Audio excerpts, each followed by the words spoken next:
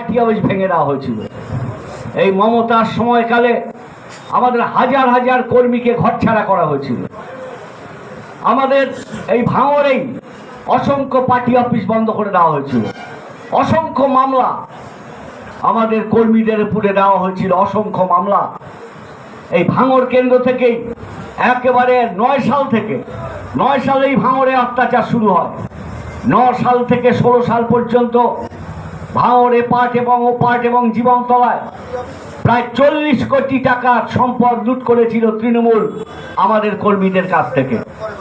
পা ভেঙে দেওয়া হয়েছিল, বাড়ি ছাড়া করা হয়েছিল, বুলডোজার দিয়ে ঘর ভেঙে দেওয়া হয়েছিল, সে সমস্ত আপনারা জানেন। এর মধ্য দিয়েই আমাদের কিছু কর্মী তারা কোনো সময় গোপনে, কোনো সময় প্রকাশ্যে এখানে পার্টিটাকে টিকিয়ে রাখা হয়েছিল।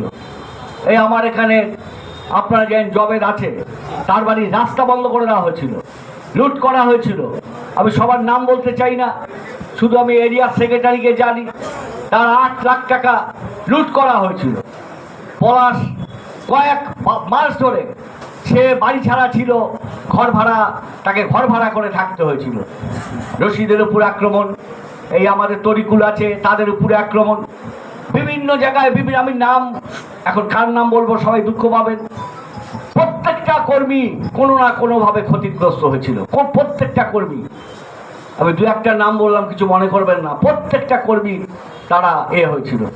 আজিয়ার ভাই 2বার আক্রান্ত হয়েছে, একবার বাবলাতলা আক্রান্ত হয়েছে, আর একবার বোদ্রা আক্রান্ত হয়েছে, সে সমস্ত আপনারা জানেন।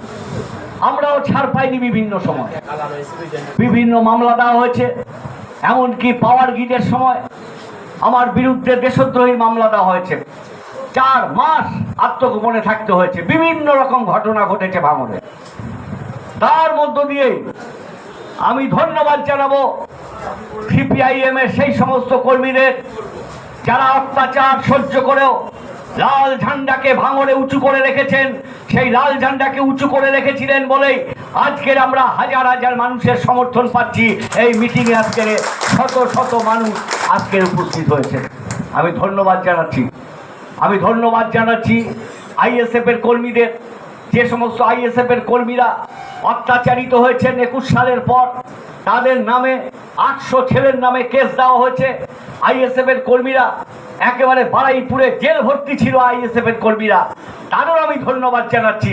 ভাঙড়ের গণতন্ত্র ফিরিয়ে আনার জন্য তারাও গুরুত্বপূর্ণ ভূমিকা পালন করেছে, এ কথা যেন আমরা ভুলে না যাই। যারাই অত্যাচারের বিরুদ্ধে রুখে দাঁড়িয়েছেন, যে পার্টি হোক, এ কথা যাতে আমরা ভুলে না যাই, ভুলে গেলে সেটা অন্যায় হবে।